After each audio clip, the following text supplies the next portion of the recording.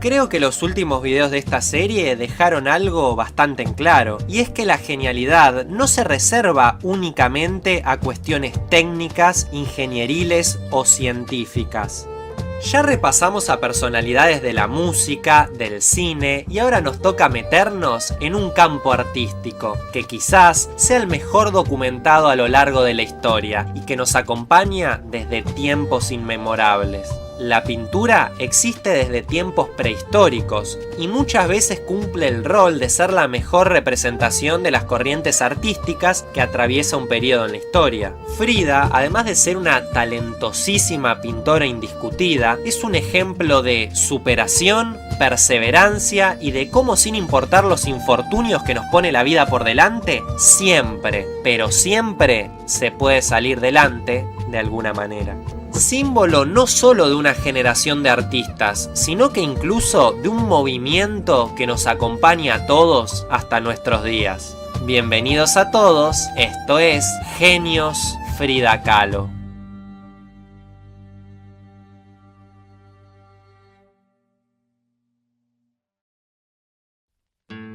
Nacida bajo el nombre de Magdalena Carmen Frida Kahlo Calderón, fue nada más ni nada menos que la tercera hija del fotógrafo Guillermo Kahlo, inmigrante alemán nacionalizado mexicano, y de Matilde Calderón, quien conocería una vez arribado al país. Sus dos hermanos mayores fueron Matilde y Adriana, y posteriormente nacería lo que sería el único hijo varón de Don Kahlo, llamado Guillermo, nacido en 1906 y que lamentablemente solo viviría unos pocos días. En junio de 1907 nació Frida, y solo 11 meses después, en junio de 1908, su hermana menor, Cristina. Según las palabras de Frida, ella fue su constante compañera y además la única de las hermanas Kahlo que dejó descendencia. Por otro lado, Frida tuvo 3 hermanas mayores por parte del padre, Luisa, Margarita y María, que también como el pequeño Guillermo, lamentablemente fallecería a los pocos días de nacer. Todas estas fueron hijas del primer matrimonio de su padre con María Cardeña Espino, fallecida en el parto de Margarita en 1898.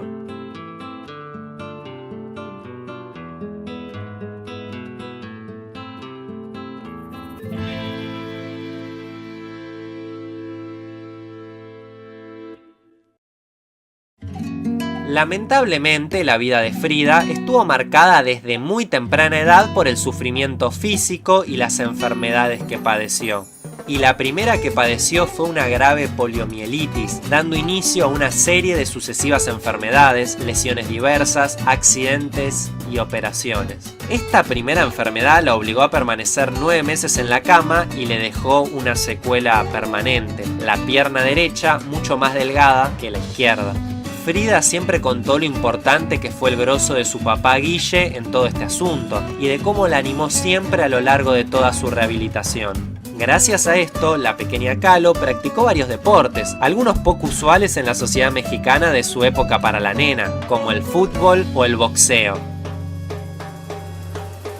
Sin embargo, la evidente limitación motriz, así como las constantes operaciones quirúrgicas y tratamientos médicos, hicieron que Frida se desarrollara de un modo diferente al resto de los otros muchachitos de la época. Incluso varios de los cuadros que luego pintará en su vida adulta reflejan la temática de la soledad de su infancia. Poniendo un ejemplo que se cita con mucha frecuencia, es la obra de 1938, 4 habitantes de la Ciudad de México, que muestra una pequeña niña sentada sobre una superficie en altura y ataviada con tehuana. La niña aparece abandonada y triste, chupándose el dedo con una atmósfera de desolación bastante tenebrosa.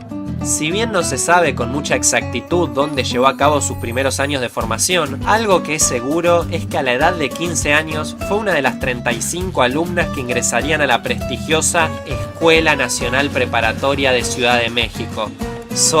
Y escucha bien, 2000 alumnos en total. Por aquellos años, Frida tenía la aspiración de convertirse en médica.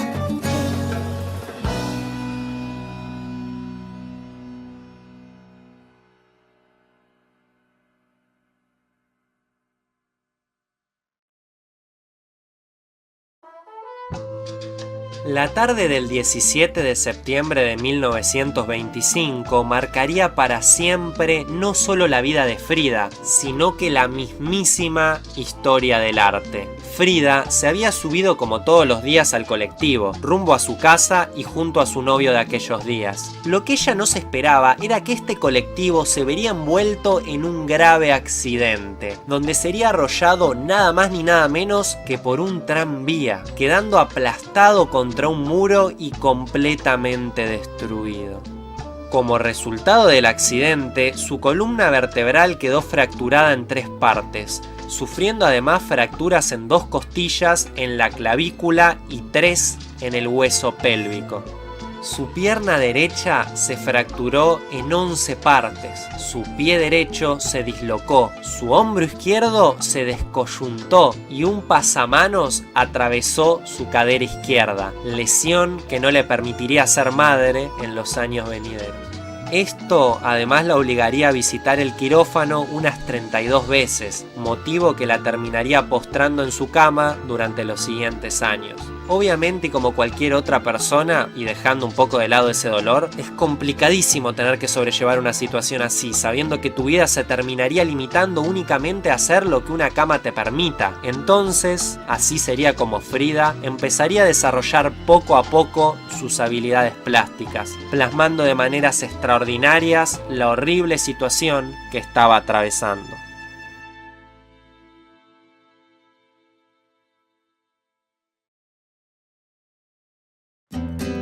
Ya por aquella época, Frida había empezado a frecuentar distintos ambientes políticos, siendo el Partido Comunista el de su preferencia. Este lugar le permitiría codearse con algunos representantes históricos del comunismo, tales como Julio Antonio Mella y Tina Modotti, quien posteriormente le acercaría el contacto con su futuro esposo, Diego Rivera. Y retomando esto último, este matrimonio fue una cosa bastante jodida. Algo que es un hecho es que este matrimonio consistió en periodos de amor e infidelidades con otras personas, siendo Diego, con esa carita de salame, quien llegaría a serle infiel a Frida con su propia hermana Cristina, de quien hablamos al principio, y posteriormente Kahlo llegaría a verse envuelta en un romance con el mismísimo León Trotsky. Por otro lado, diversas fuentes afirman que Frida habría sufrido violencia de género a manos de su esposo Diego, siendo este el motivo de su divorcio en el año 1939.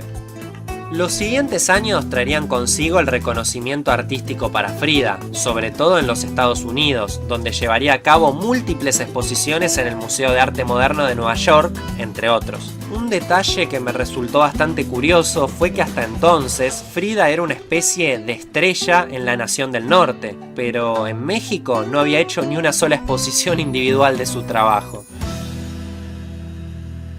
Lamentablemente este periodo fue algo fugaz para Frida, ya que en 1950 sería hospitalizada una vez más, siendo sus próximos 4 años un vívido infierno donde luchaba entre la vida y la muerte gracias a su delicada salud. Durante estos años sufriría múltiples procesos quirúrgicos, los cuales incluyeron una amputación que por ellos años podía ser considerada más una sentencia de muerte que una salvación. Muchas veces pensó en quitarse la vida, pero afirmó que no estaba dispuesta a dejar solo a su pareja, Diego Rivera.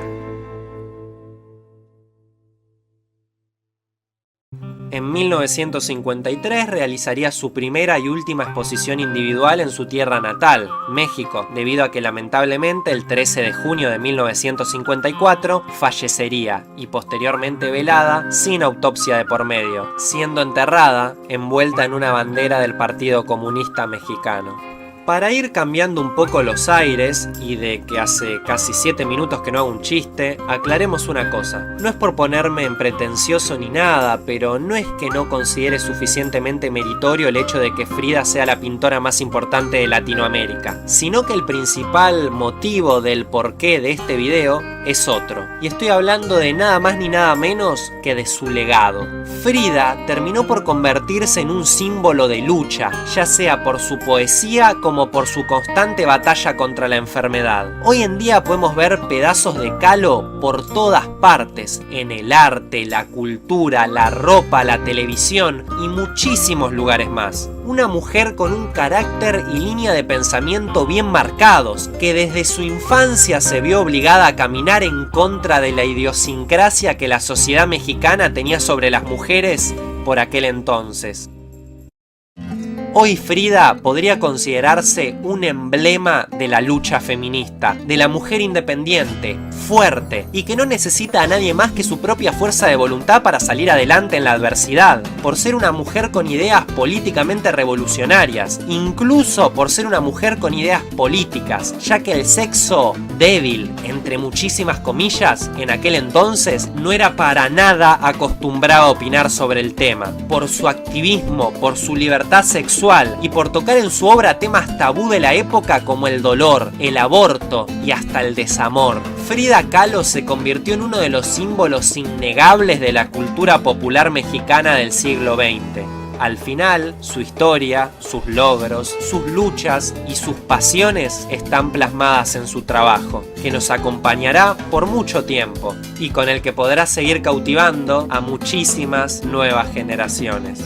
Creo que en ninguna época resulta fácil ser un transgresor y creo que ese es el adjetivo perfecto que podría catalogar a Frida. Un artista debe decir las cosas que nunca se dirían sin él y Frida fue la primera en poner este grito a niveles internacionales, cuyos ecos todavía siguen resonando hasta nuestros días. Muchos de los artistas y los críticos de su época fueron hostiles hacia su transgresión hacia los códigos culturales establecidos que representaban a la sociedad moderna en la primera mitad del siglo XX. Y dicho esto, todavía muchísimas personas siguen cuestionando el legado que dejó Frida en la sociedad. Y si me preguntan personalmente a mí, les diría solo una cosa: lamento y mucho que todavía no todos podamos tener, aunque sea un poco, tan solo un poco, de Frida adentro de nuestros corazones.